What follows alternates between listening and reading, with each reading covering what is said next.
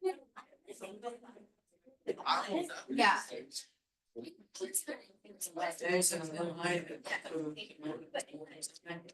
I decided to mail mine.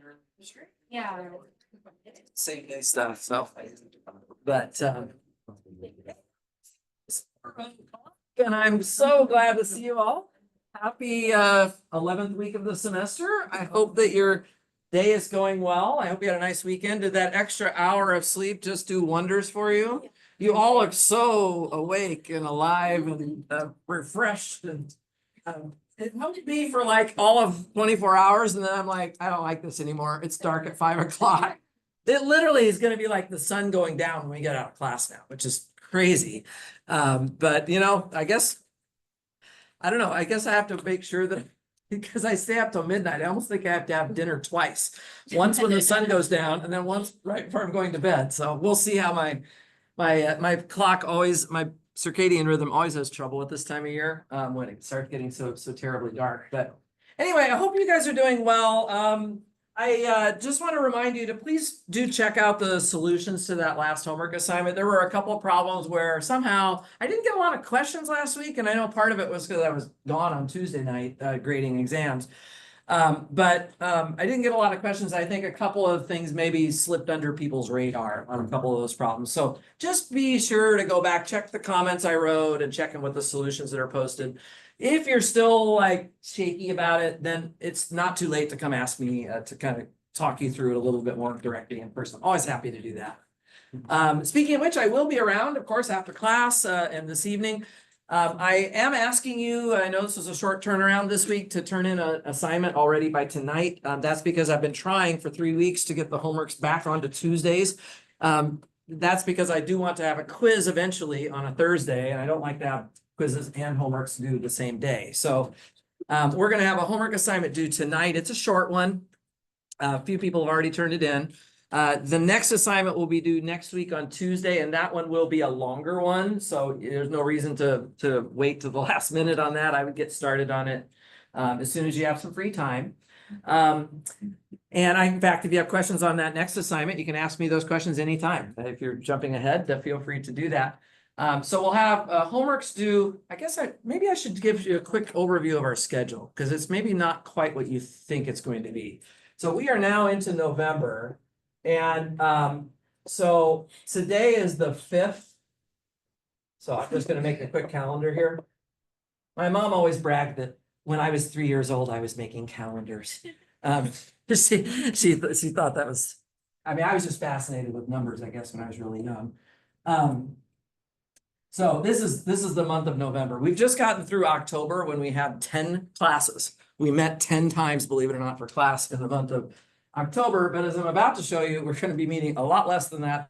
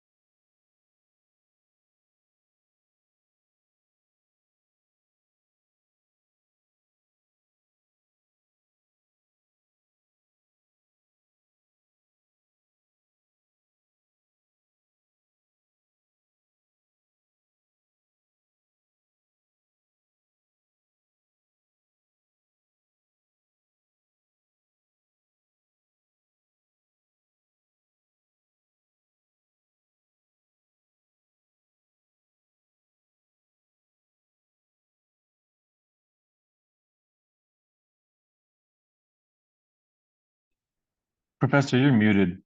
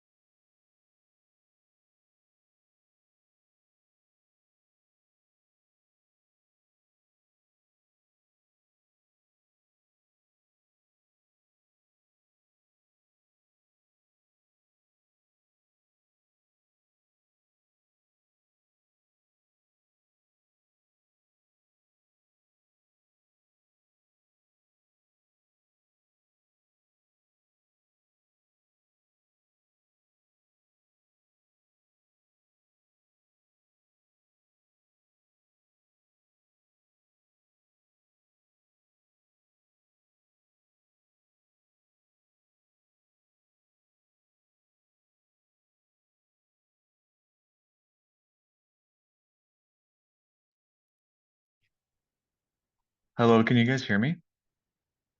You're muted. So you said that you're muted. Oh, I'm muted now. Okay, I'm You're good trying. now. Okay, thank you. Thanks. Yeah, for some reason I've been having some issues with that. So I have not actually put together the review materials yet, but I'm gonna do the review sessions on like the 15th and 16th. I'll probably do a couple of them, one on the 15th and one on the 16th, most likely.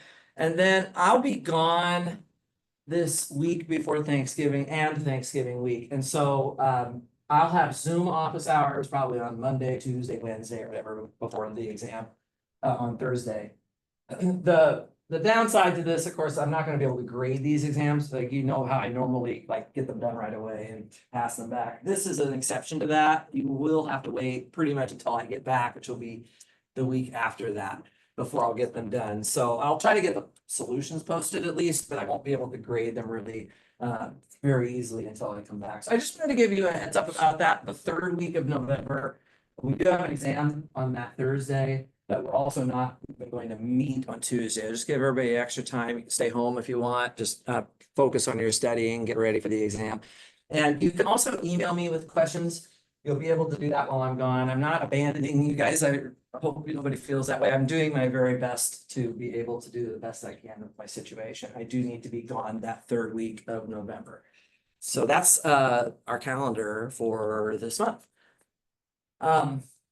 The exam is going to cover all of chapter 7, all of chapter 11, and we're going to start talking about planar graphs in more detail, and that will also be on the exam. And we'll probably start talking about that even by this Thursday. So we should have the material done well ahead of time. I don't think it'll be a big issue. And I'll get that resources folder spruced up a little bit with a sample exam and review packet, sort of overview of the topics, just like I did for the first exam. Okay, so that's my plan. Okay, so with that, I'm gonna come over here. You notice I didn't put a recap on the board. Are there any questions about that, by the way? You guys all look so sad. You're like, oh, we're not gonna get to listen to Dr. Annan for like 2 full weeks. So Where are you going? I am actually going to a different hemisphere of the earth. So I will be very far away. I'm gonna have to, that's why I'm being a little bit hesitant about like exactly what my schedule will be for that week, but I am going to be in Zoom for some office hours. I'm going to be attempting to climb a few volcanoes. The highest mountain I've ever been on top of is Mount Kilimanjaro, which is about 19,000 feet. But that one you can walk up because there's no snow at the top. You just walk up, but you have to go very slow to adjust to the altitude.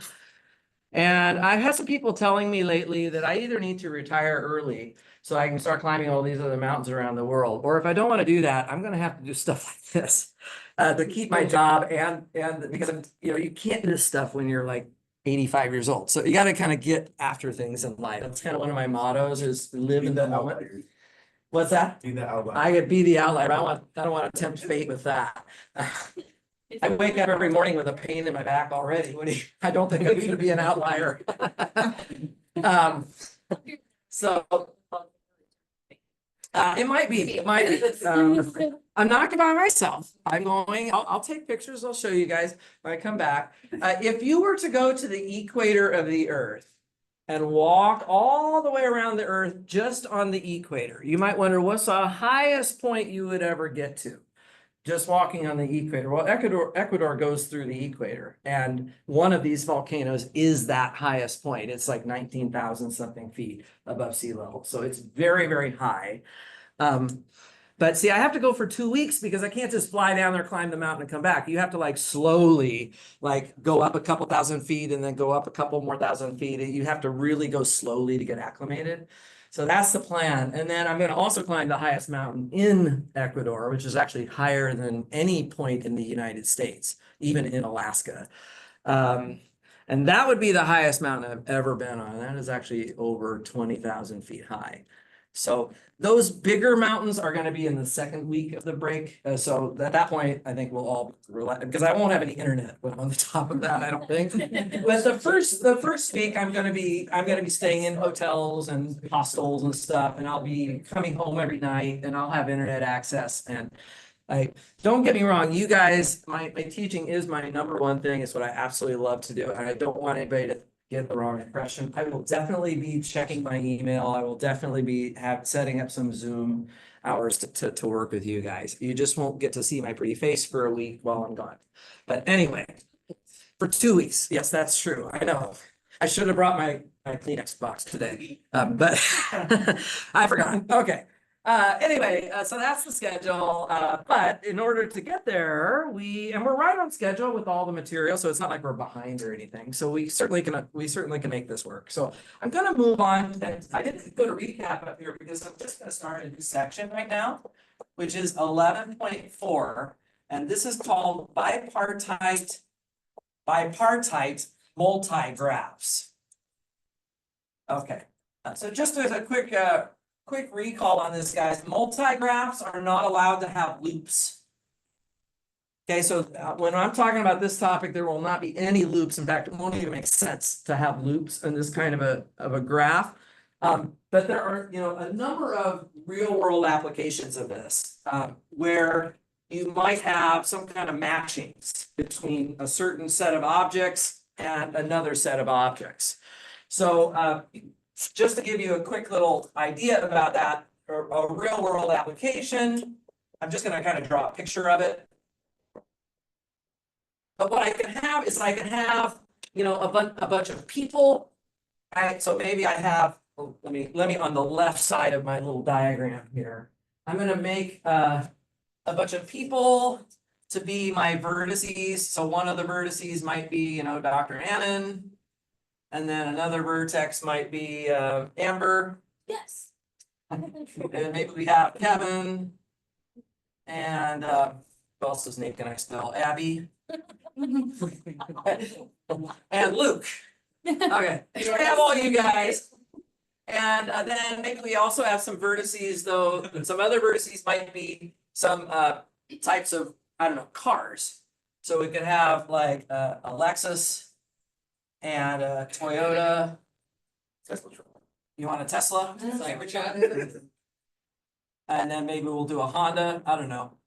Okay, so I'm going to be making this up now because I don't know what kind of cars these people have. But I'm just going to imagine that I draw an edge between a person and a type of car if they have that type of car. So like for myself, I have a Toyota, but I also have owned a Honda in the past. So I would maybe draw the edges like that. Amber, what kind of cars do you have? I have a Toyota and 2 Chevys, actually. A Toyota, and she also has a Chevy. Let's add Chevy here, and I can do 2 edges because it's a multigraph. So thank you for that. That works out really well. Kevin, what kind of car do you have? A Lexus, perfect. Right there. Abby, what kind of car do you have? A Nissan. A Nissan. We have to add that here. Okay. Nobody Nissan. And Luke, what about you? He's like a Tesla. Okay. So there is an example of sort of a graph that you could draw that it takes certain people and draws edges over to what kinds of cars that they might have. And they might have more than one.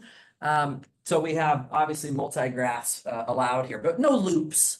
And in fact, what you'll notice about this, my friends, is that we cannot have any edges just between the vertices on the left side because these are just people over here. So we wouldn't be drawing edges between 2 people, right? We're only drawing edges between a person and a car. We would also not be drawing edges between just the types of cars because again, the edges are supposed to associate a person to a car. So what we have is sort of meaning two parts to the graph. There's those vertices that are representing the people, and then those other vertices that are representing the cars. And so this is where the idea of a bipartite graph comes from. Let me just give you a formal definition here of a bipartite graph. So actually, let me just add one more thing here. People with edges going to car brands. Or makes, I guess, is what they call them. So we could make that association there. So here's a definition then. So I'm going to let G be a graph that has a vertex set B and an edge set E, okay? So this is going to be a multigraph actually. So that means you are allowed to have multiple edges. You don't have to have multiple edges, but you're allowed to. Okay, so then we call G bipartite.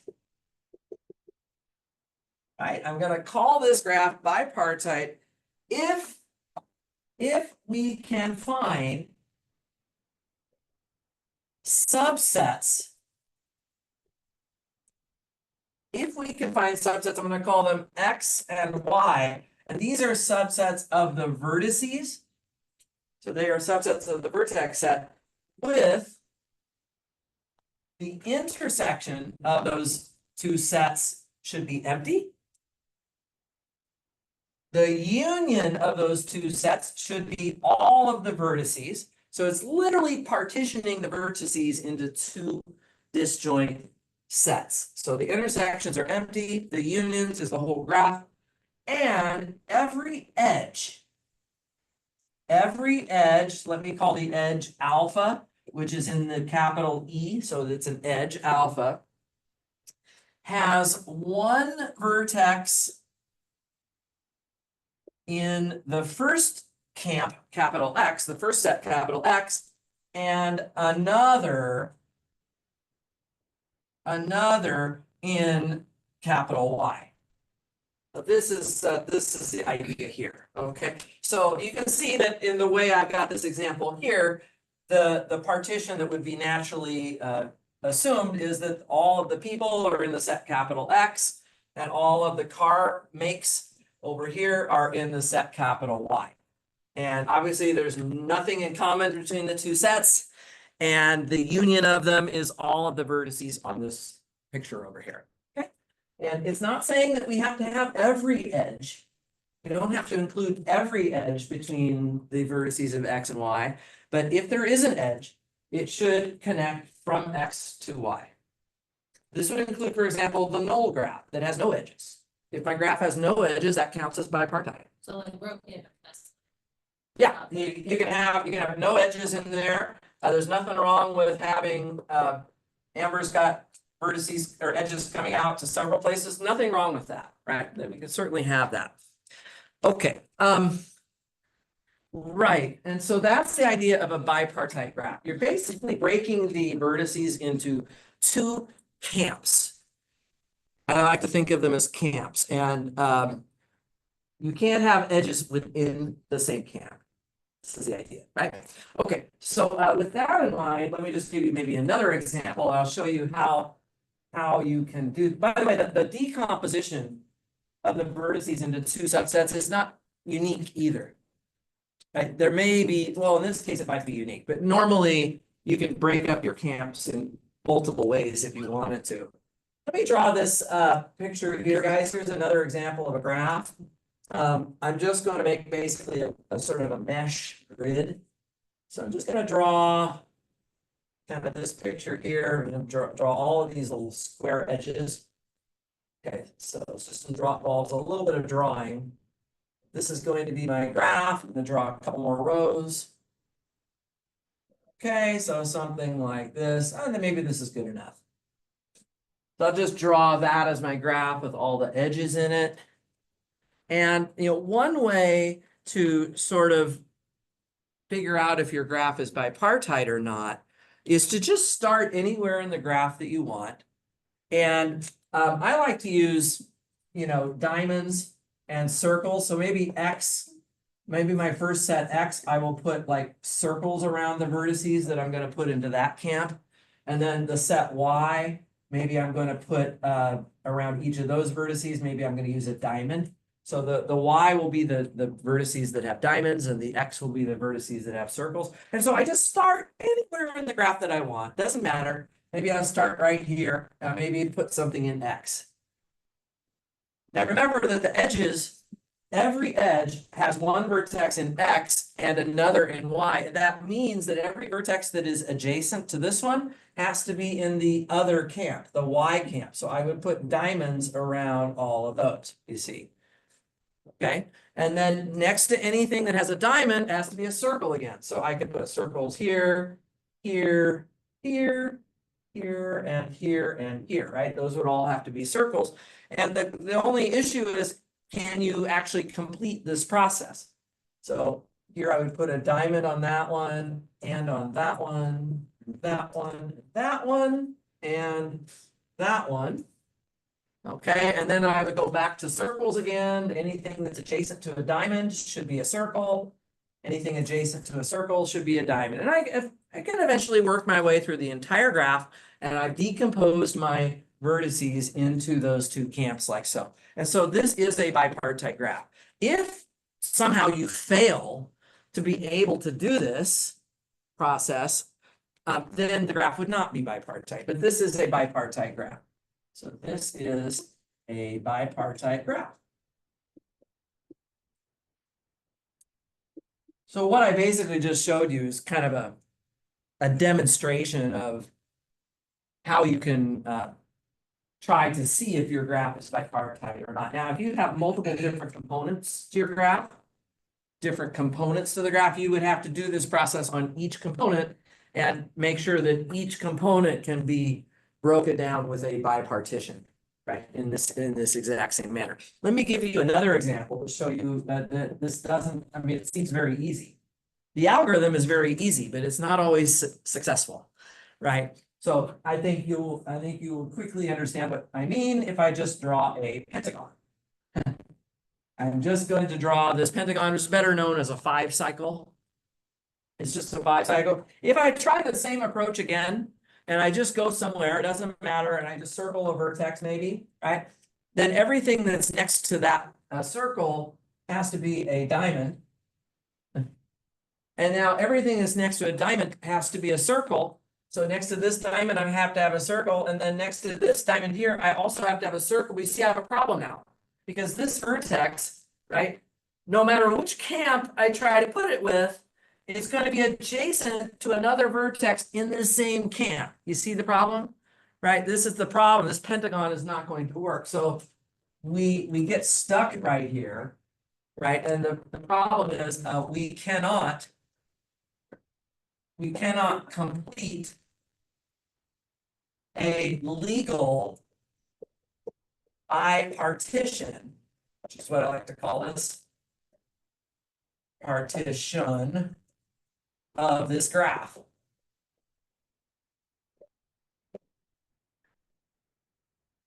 And I actually imagine that you guys would all be willing to believe probably that any odd length cycle, not just a 5-cycle, but if it had 7 vertices or 9 or 11, then you would have the exact same problem, right? You would actually have the exact same problem. So that's actually worth writing down, I think. So let me just make that as a quick little remark here, that if you have any odd length cycle, so I'll just say it this way, if G contains a cycle of odd length, right, then it cannot be bipartite. I think it's pretty much clear that that's the case. You know, if you had 7 vertices going around, you know, you start somewhere, it might take a little longer to, you know, go back and forth between the circles and the diamonds, but you're eventually going to get to that last vertex and be stuck as to which camp to put it in. There won't be a way to do it. Does everybody see that? Kind of clear. This graph here, if you think about it, actually does not have any odd length cycles. I see a lot of squares. A square would be a 4-cycle, right, which is an even number. And I could make bigger zigzag patterns in here too, but they would all be of even length. So what's, I think the remark is fairly obvious, but it's maybe not quite as obvious. Is actually the converse is true too, which is that the only way that you can have, sorry, if all of the cycles in the graph are even length, then it will be bipartite. So this actually is a characterization, our first real theorem beyond just the definition. The first real theorem about bipartite graphs is that they are just simply graphs that have cycles whose cycles are all of even length only. That's really the theorem. Let's write it down, and then I'm actually going to try and prove it as well. So this is the first theorem, theorem 11.4.1. Go ahead and put this one right here. And it just says that a multigraph G is bipartite if and only if all cycles within G have even length. So G is bipartite if and only if all of the cycles have even length. Right. Now, keep in mind, the graph might not have any cycles. That's going to be something we're going to call a tree in a little while. Right? A tree is a graph that has no cycles in it at all. So a tree is always bipartite because there are no cycles that could possibly fail this condition. So of course it's true, and so the tree would be bipartite. Okay, but let's try to write down, before we do too much more, I want to write down the proof of this there. It's a nice one to write down. So proof here. Does everybody understand the statement here? Okay, so I'm saying all cycles within G. Keep in mind, there might not be any, but if there are any, then as long as they all have even length, we're good. We have a bipartite graph. Yeah, Maria. And cycles do not have repeated vertices, is that right? That's right. Okay. That's right. Exactly. No repeated vertices and no repeated edges as well. Exactly. Okay.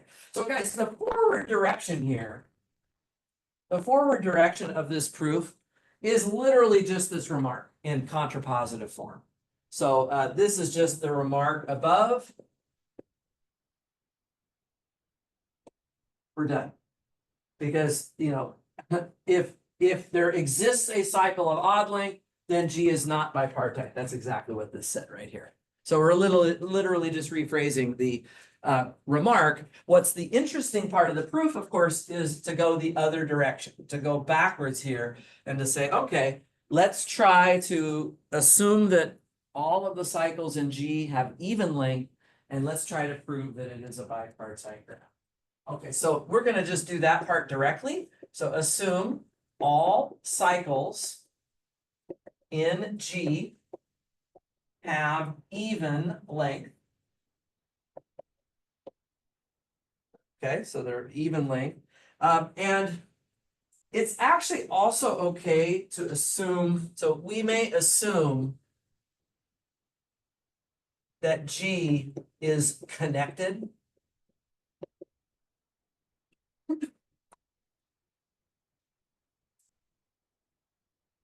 I want to stop and make sure everybody's comfortable with that. Why? Because it doesn't say that G is connected. So why am I saying we may assume that? Well, the reason is that what you can do is you can do your bipartition in each connected component of the graph independently. So if I have a graph that is not connected, but I know that there's no odd length cycles, then each of those connected components, each of the individual connected components also does not have any odd length cycles, and I can bipartition each component. I can do my circles and diamonds on each component one by one by one, and then collectively the whole graph will have been either circled or diamond on every vertex. You see what I mean? Well, wouldn't G still be disconnected? Right, so the graph can be disconnected. What I'm basically saying is, yes, the original graph could be disconnected, but for the purposes of the algorithm I'm going to describe here, I only need to prove this result on each individual component in one at a time. And they don't affect each other. There's no interaction between them. And the assumptions here apply to each component. Okay, maybe I should write something down about that, just so that at 3 a.m. when you're studying this 10 days from now, you'll like, why is he saying? Okay, so the reason is since we can apply the given assumption to each component of G independently from other components. Okay, so the graph might only have one component, in which case this is kind of a moot point. But it's possible that there could be several components, and we can just apply the assumption, the fact that all cycles have even length. That would be true for each component within the graph as well. And so what I'm about to prove would be applicable to each component independently as I go along, and I'd prove in each case that each component was bipartite. Eduardo? What do you mean by component? So, you have a graph that has, this kind of a picture, and then maybe over here, there's a triangle.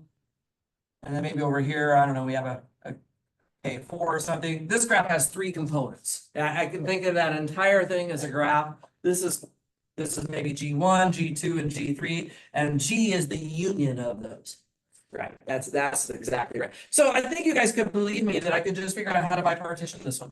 Figure out how to bipartition this one. Well, this one can't be, right? It's got a free cycle in it. And figure out how to bipartition this one. You could do that if you could. You can't do that one either, right? But if you could, then you could take the union of all of those bipartitions and it would be a bipartition of the whole graph. That's all that we're saying. It's nothing terribly surprising here.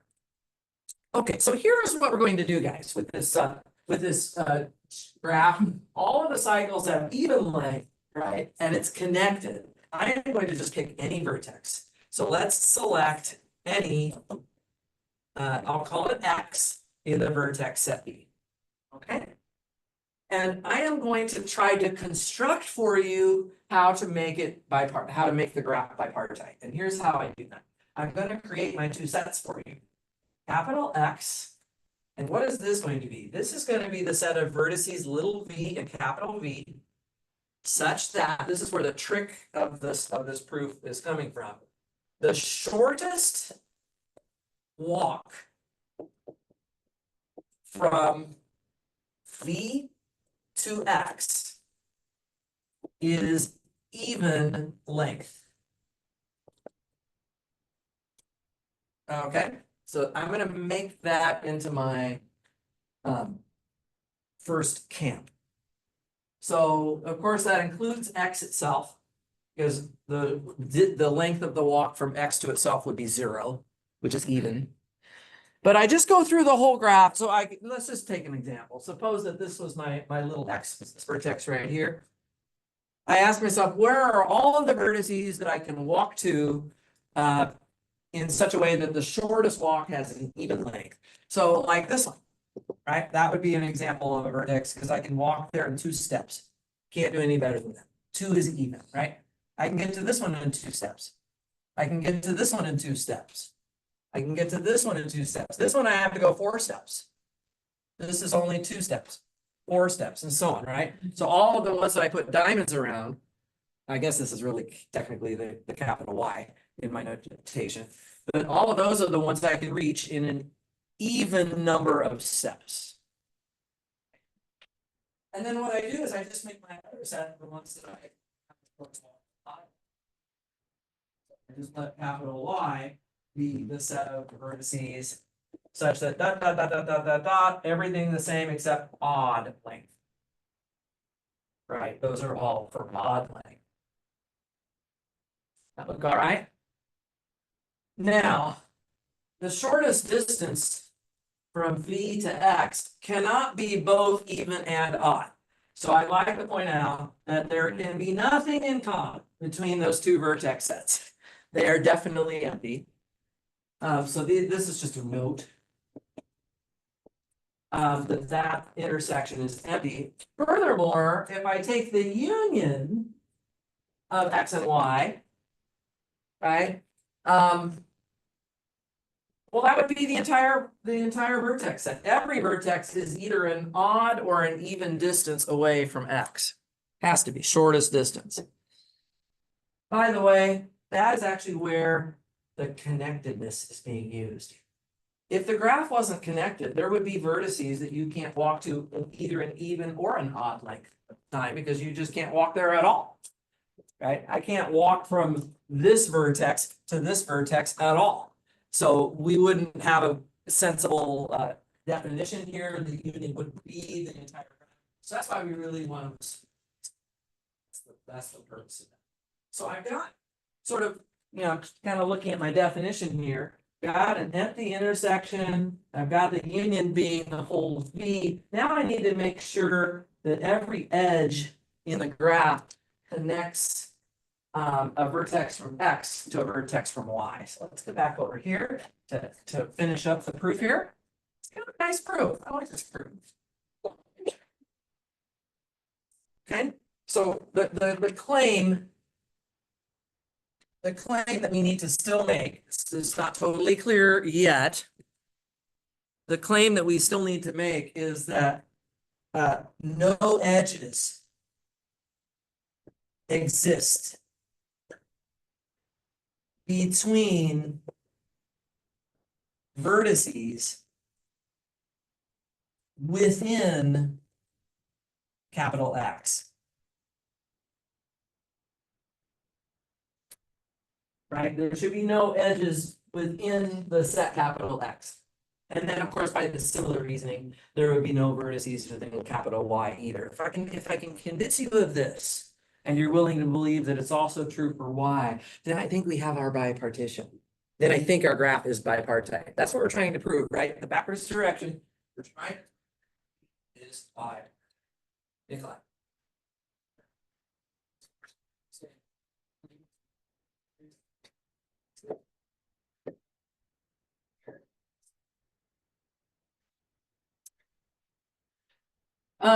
These are kind of saying the same thing, actually, in just two different ways. This definition is just saying, if I have an edge, it must go between something from X to something from Y. So what I'm going to do here is, I'm going to basically claim, well, you don't have any edges that just connect stuff from X. And then similarly, you don't have any edges that just connect stuff in Y. So what kind of edges do you have?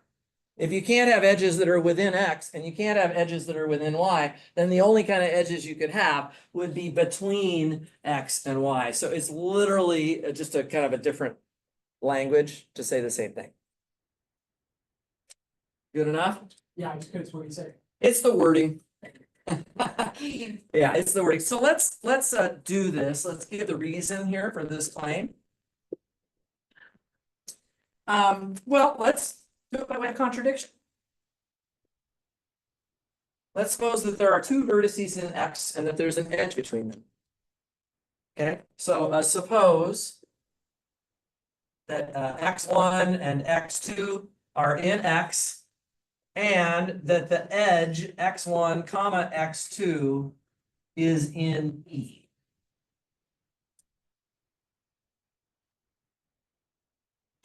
What I'm going to do to get my contradiction is I'm going to create a cycle that has odd length. Remember our very first assumption. All of the cycles in this graph have to have even length. I'm about to create a cycle for you that has odd length. That's going to be the contradiction here.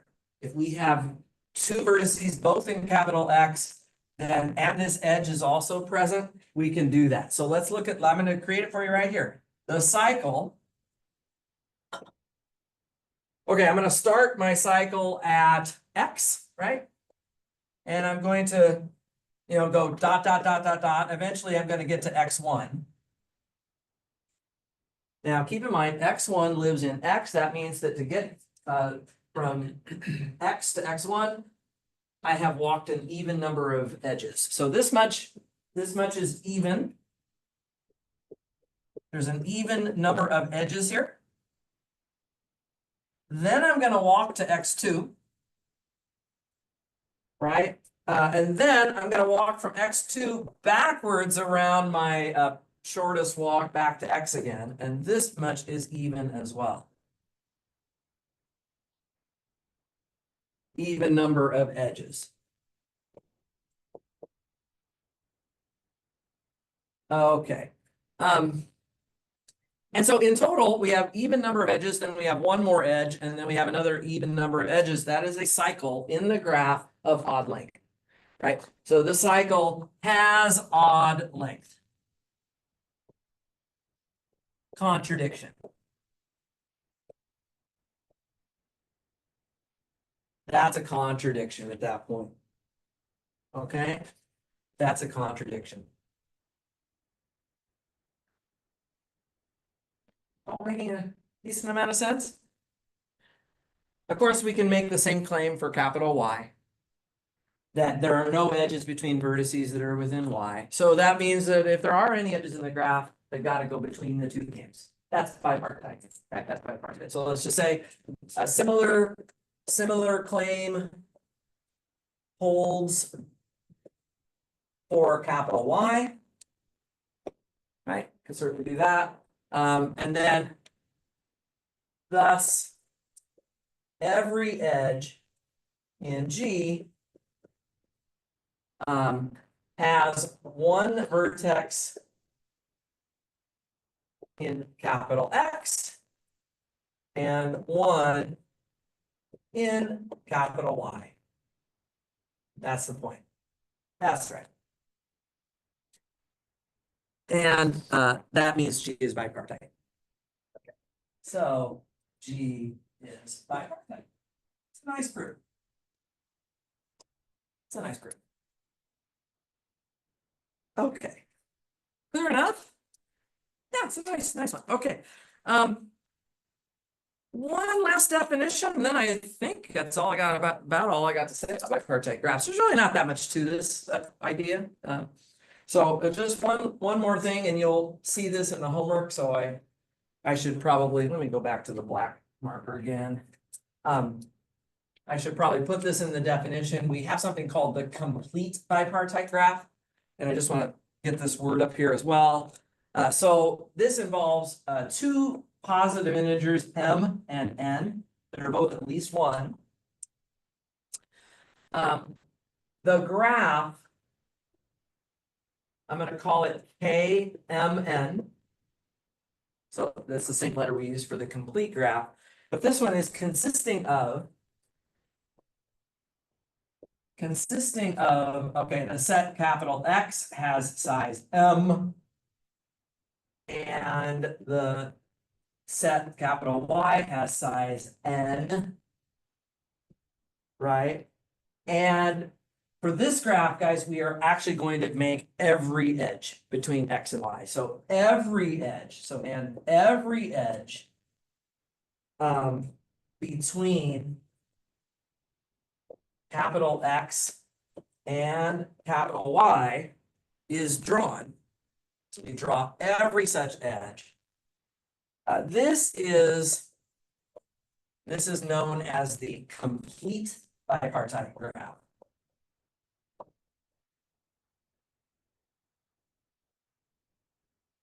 A complete bipartite graph. This is KMN. That's a complete bipartite graph. So wouldn't it be nice if Dr. Annan, Amber, Kevin, Abby, and Luke, we all owned all of these cars? Yes. A Chevy, a Lexus, Toyota, Tesla, Honda, and Nissan, I'd be living in paradise right now, as would Kevin and Abby and Amber and Luke as well. So, but that's not a complete bipartite graph because there are plenty of edges that are missing. Let me just draw at least one of these. It's an easy thing to understand, but I should draw anyway. So just as an example here, guys, what if I wanted to look at K42? Incidentally, you won't be surprised that that is, of course, isomorphic to K24.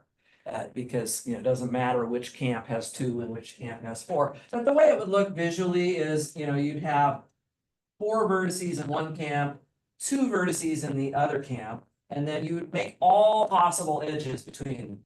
So again, we're not allowed to add any edges within the same camp, but I could have every possible edge that goes across the 2 camps. So this would be capital X, this would be a Y, and it will look like that. Okay. That would be the graph of K42. or K2 for. Is it clear? I'm going to ask you a million questions about this in the homework. I'm going to ask you, for what M and N will there exist a Hamilton cycle? For what M and N will there exist an Eulerian trail, open or closed? For what M and N will this be planar? How many edges does it have? There's so many things we could ask, right? What's the chromatic number of this graph? We haven't talked about the chromatic number yet, but we're going to, right? A whole bunch of these concepts that we've been talking about could be addressed for any one of these KMNs, and it's a good exercise. So you'll see some homework on that in the next couple of assignments to practice those ideas a little bit. Okay, but for now, I just wanted to get this into the notes as kind of a definition. Make sure everybody's okay with it. Are we good so far? Yes, okay. If we are, I'm gonna move right along. I'm cruising today, guys. We go right on to the next section, which is about trees. And this is a very, very popular topic as well in graph theory. So we're gonna spend a little time on this as well. 11.5, this is trees. And I'm going to start off with the definition of a tree, but I have to warn you that there are about 6 different characterizations of what a tree is, and you could read 6 different books and you'd have 6 different definitions. So of course I have to pick one of them. I'll pick the same one the author of our book did, and then I have to prove that it's the same equivalent as all of the others. So which one is your favorite is kind of up to you, but it's a good news, bad news thing, because it's like, then I ask you to prove something about trees, and you're like, oh, which of these 6 things should I be working with, right? Because it might make a difference in terms of how you're thinking about it. Technically, it shouldn't matter. But sometimes, how you think about a problem depends on which characterization you use. So I have to make a choice, and I'm just going to go ahead and use this definition. A tree is a connected graph. A tree is a connected graph that becomes disconnected. It becomes disconnected if we remove any edge. So it is a graph that becomes disconnected if we remove any edge. Do we have a word for that? If we remove an edge and it becomes disconnected, what did we call that edge? It's a bridge. It's a bridge. So in other words, I can right away give you another characterization here. All right, so i.e. a tree is a connected graph where every edge is a bridge. So we did write this down last Thursday, right? A bridge is just an edge that when you remove it, it disconnects the graph. It makes the graph disconnected. So that's another way to explain what a tree is. And so now I'm going to try to give you some of the other characterizations of trees, some other definitions here. So the first one is actually a theorem, which I'm going to state right here, and then we'll prove it. This is theorem 11.5.2 in our book. And this just says that a connected graph of order n is a tree if and only if, so I happen to like this characterization a lot, if and only if it has exactly n-1 edges. It has exactly n-1 edges. So that makes it very easy. You just count the edges and you'll know whether you have a tree or not. Maybe before I prove that, I should draw an example or two of a tree. So just as a quick example of a tree, we could have something. Get my laptop here again. We could have something like this. Okay, so I could have a vertex here, a vertex here, and I don't know, something like this. The tree has lots of arms on it potentially. This would be an example of a tree. You can see here that in this example, 1, 2, 3, 4, 5, 6, 7, 8, 9, right? N is 9 vertices. And the number of edges, you count them, 1, 2, 3, 4, 5, 6, 7, 8.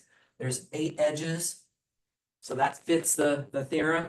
If I remove any one of these 8 edges, I will end up disconnecting the graph into 2 parts, right? So that would be an example of a tree. So this is a tree.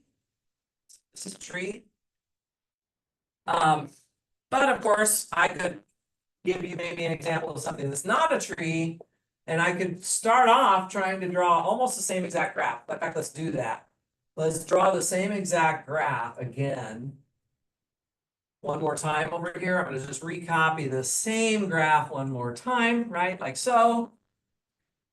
Same graph, but now I'm going to add another edge, but I'm going to do it without adding any more vertices. So you can imagine that this next edge that I'm going to draw is not going to be a bridge, right? So for example, I could draw that edge. Okay, and now it is not true that every edge is a bridge, because if I remove that edge, the graph is still connected.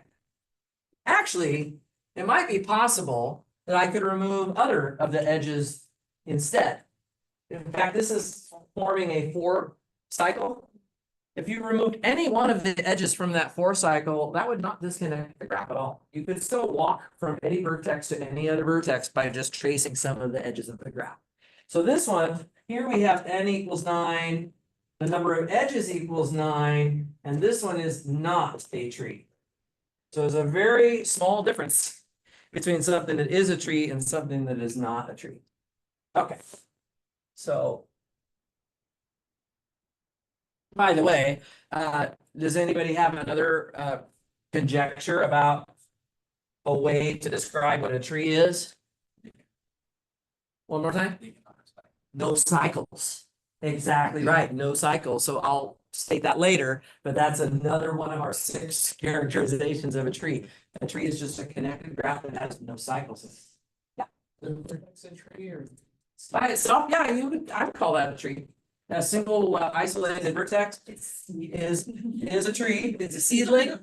I said it's seed. Oh, yeah, right. I don't know. It doesn't sound like a very interesting graph. But it would be true. Yeah, so a tree is a graph that, as Fernando just said, it has no cycles. Because it has no cycles, it'll always be bipartite. Because remember, the previous theorem was that a connected graph was bipartite if and only if all of its cycles have even length. Well, a tree doesn't have any cycle. Yeah, absolutely. So in order to prove this theorem, I'm first going to prove a lemma. A lemma is sort of like, you know, a helping result. It's a result that you prove before you get to the main proof. The lemma just says that if G is a connected graph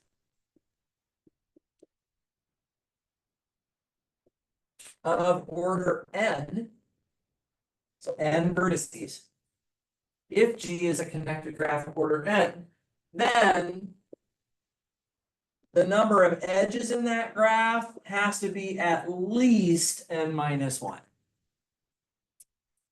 Okay, if you don't have at least that many edges, there would be no way that you could have a connected graph. You just don't have enough edges to be able to walk from everywhere to everywhere, right? Connected just means literally that. I can start at any vertex, follow the edges of the graph somehow, and get to any other vertex. Well, if I don't at least have n minus 1 edges, I am pretty much dead in the water on being able to walk from anywhere to anywhere. There's not enough edges that I can use. So let's actually prove this lemma first, and then I will use the lemma to prove the theorem that we had stated over there on the left side. Okay, so here's what I'm gonna do, guys. I'm just gonna start with n isolated vertices, no edges at all. It's kind of an algorithm that we're gonna use here. So start with n isolated vertices. And that just means no edges. So if you have n isolated vertices, how many connected components does the graph have? I actually would not say none. So if I had, let's just say n was 4. How many components, I mean, I guess you could say there was none, but I was looking for a different number. Yeah, I would say each one of these vertices by itself is a connected component in and of itself. So that's 1, that's 2, that's 3, that's 4. There's actually 4 components of this graph at this point. Now, here's the key observation. If I start adding edges to this picture, every time I add an edge, would you agree that I have the potential to decrease the number of connected components by 1? So I have 4 components, now I only have 3. I have 1, 2, 3. Okay. And if I add another edge, now my graph I've gone down again. Now I only have 2 connected components. So every time I'm adding an edge, the number of components is going down by 1.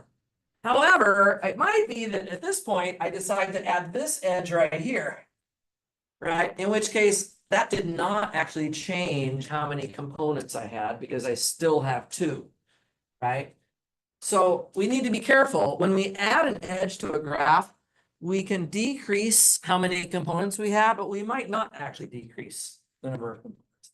So let's just say this way.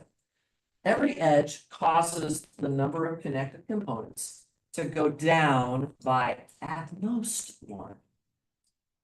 At most 1. It might not go down at all, but at most you could reduce the number of components by 1. Does that make sense at least? So that's really the key observation. So let's just put that into words here.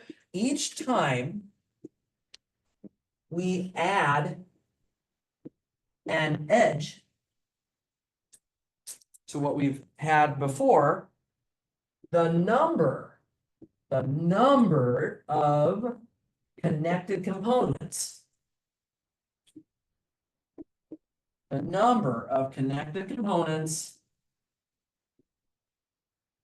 decreases by at most 1, right? It might not decrease at all. If I'm just like closing out a cycle, it doesn't decrease at all, but it would be decreasing by at most 1. So we're starting off with n isolated components, and we're supposed to end up with something that's connected, meaning it only has 1 component. So how many edges minimally do you have to add in order to go from having started with n components, and you want to get all the way down to just 1 component, which is the whole graph as a single connected component? Do you see how this remark basically explains this edge count, right? You need that many edges because you can only drop the number of components by at most 1 every time you add an edge. And if you're trying to go from n down to 1, you've got to decrease the number of components by n minus 1. That means you need at least that many edges. So let's write that down. So to go from n isolated vertices to a connected graph, right? Connected graph being 1 component.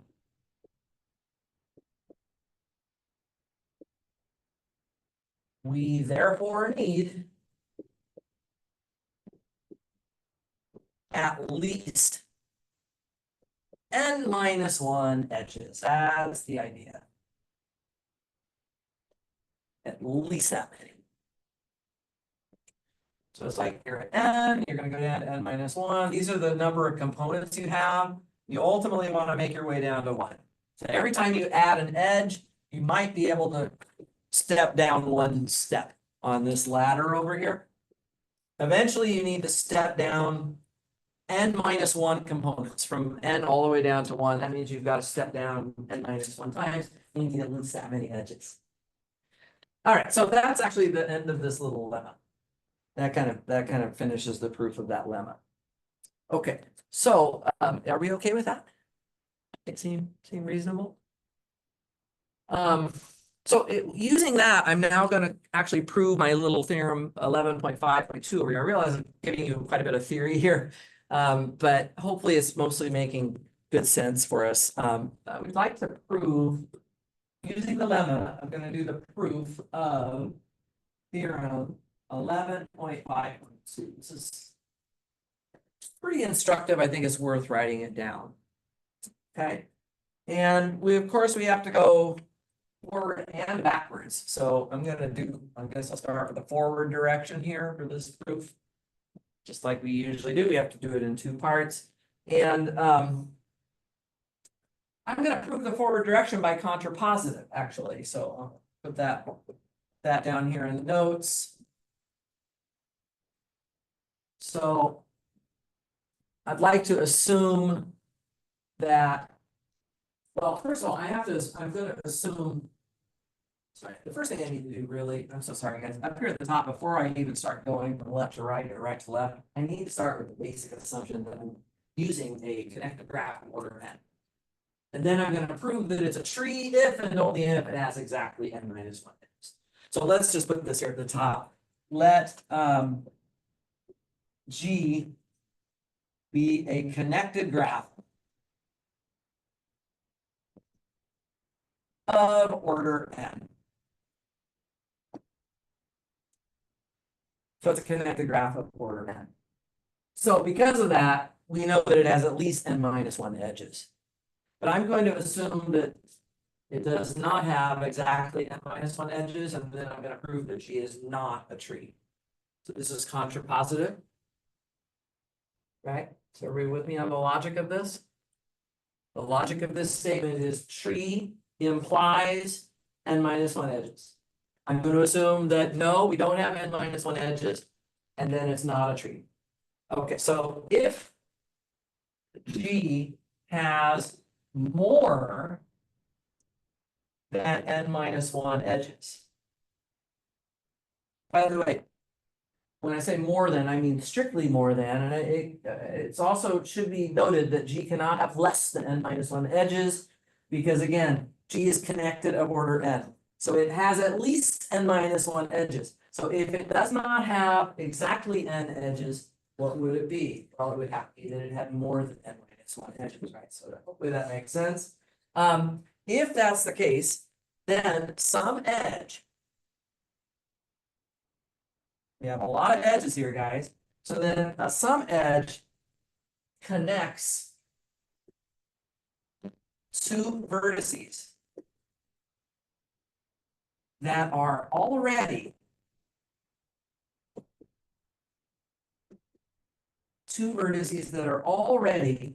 in the same connected component.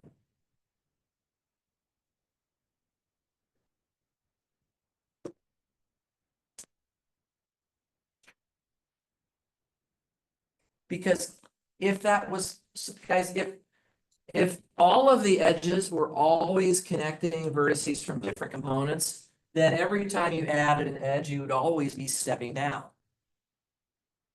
Right? If your edge that you're, I want you to go back to thinking about it as I have n isolated dots, and I'm going to start adding edges. Right? As I add edges, the number of components drops. Okay? It could stay the same, but it can't go back up. It can only come down, step down by one. And my point is that if you have more than n minus one edges, then somewhere as you're stepping down, you actually have to stay on the same level. Because look, how many times do you get to step down? From n components down to one component, you only get to step down a total of n minus one times. But you have more than n minus one edges. That means that somewhere along the line, you added an edge, but you did not step down. You stayed on the same level. You had the same number of components. So maybe you spun your wheels at n minus 3 at some point. That meant that when you added that edge, you didn't connect anything that wasn't already connected. So that the number of components did not decrease. You didn't step down, right? That's just what this is saying, right? At some point, you've got to have two vertices that are already connected. And you've added an edge between them, but you're adding an edge to something that was already connected. They were already in the same connected component. This is really what the point is. And so this edge that you just added, so this edge that connects two vertices that are in the same component, is not a bridge.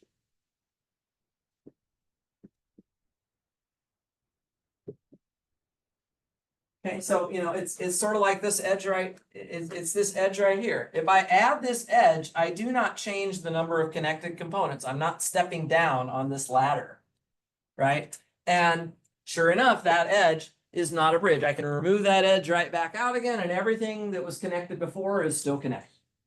Yeah, we could also say that that creates a cycle, right? And it also creates a cycle. Yeah, it's all kind of tied together. Exactly. So thus G is not a tree.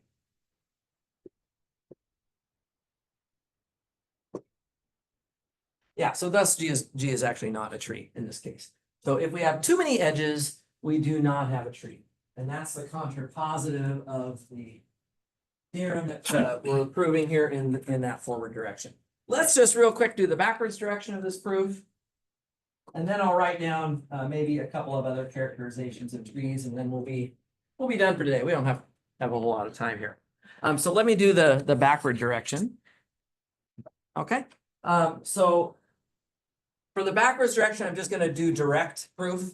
Not going to get fancy with this. I'm just going to say, suppose that we do have exactly n minus 1 edges. So if G has exactly n minus 1 edges, then, but remember, the overriding assumption is that G is connected, which means that every time you added one of those edges, you must have therefore stepped down, because you ended up down at 1. Starting from n, you ended up down at 1, which means you did step down n minus 1 components, and every one of these edges must have caused that to happen. So then, in other words, every edge reduces, right, the number of connected components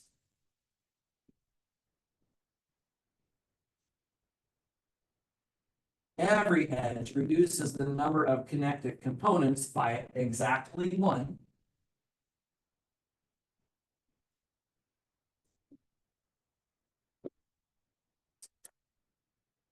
And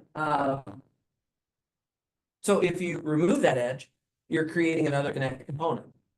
You're disconnecting something that was already connected before, right? So if I remove any one of these edges over here, I remove it, obviously I'm creating another connected component. So that means that every edge is actually a bridge now.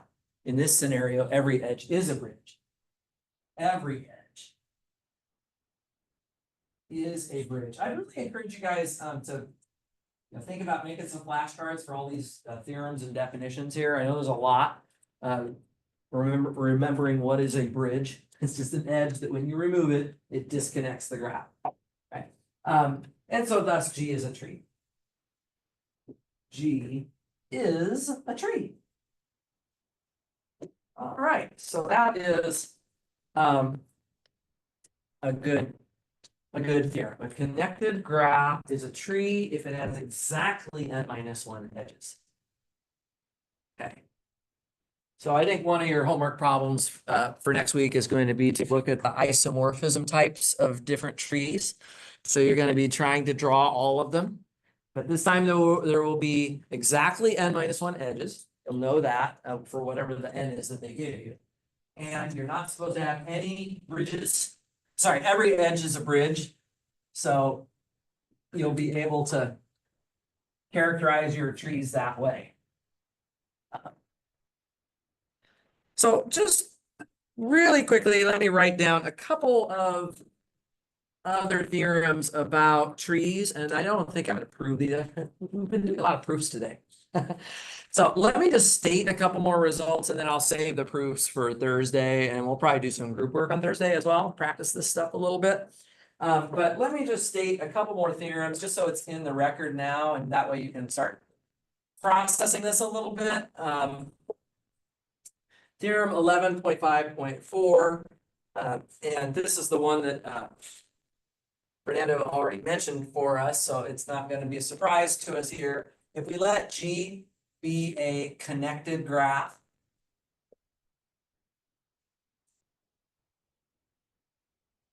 okay, so we start with a connected graph, then G is a tree if and only if G has no cycles. Right? Okay, so that's an easy one. It's just a graph that has no cycles. If you have cycles, if you had cycles, it would mean that one of your edges, when you added it, did not have you stepping down. Right? And if that was the case, then you would have had more than n-1 edges in the graph. Right? So in that case, it's not a tree. So there's a very nice characterization of trees. And then let me give you another one. We'll come back and discuss these proofs on Thursday. Just want to state them for now, and that should be about all we can do with this particular time. So this one just says again, let G be a graph. This time I don't need to assume that it's connected to begin with. Although the definition is that it's connected. So you'll see what I mean. So we start with any graph here. Then G is a tree if and only if, so another nice characterization, every pair of vertices X and Y in G, any two vertices in the graph are joined by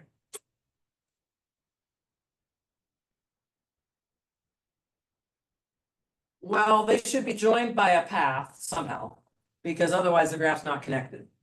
Okay, if there were two vertices that you could not create a path between them, then your graph would not be connected at all. So they need to be joined by a path, but all that does is make the graph connected. How do we make sure that it is actually a tree? The answer to that is that if this path is a unique. So this is interesting, a unique path. There is a unique path, one way to do it. It's totally makes sense. You know, if I was to kind of just, I promised I wasn't going to prove this right now, but just at least give you a moment to give you the idea, right? If somehow there were two ways to walk from X to Y, that's one way, right? And then if somehow there was another way to do it, if we could walk to X from X to Y in a different fashion, right? Like that maybe, then what will we have created? A cycle. And a tree is not supposed to have any cycles. So you cannot have two ways of walking from X to Y in a tree. There's got to be only one way to do it, but you have to be able to do it at all, because otherwise the graph would not be connected. So these are both, again, I'll go ahead and put a box on this one too, because this is also super nice way to think about what a tree is. Okay, so trees are really important because in the real world, you would like to connect a bunch of vertices up, but you want to do it optimally. Right, if you're designing the plumbing system for an entire neighborhood of a city, right? You're gonna have to put some pipes in, right? But as long as you can get from anybody's house to anybody's house with the water going through the pipes, you're good, right? That all the water can get everywhere you need it to go. But you don't want to overdo it and create extra piping, then you're talking about making a tree. You're making a tree for that system. So, and same thing for computer networks, same thing for highway systems, right? You want to be cheap and efficient, use a tree. So, all right, guys, that's it for today. Thank you so much for being here. I will see you all on Thursday or in my office hours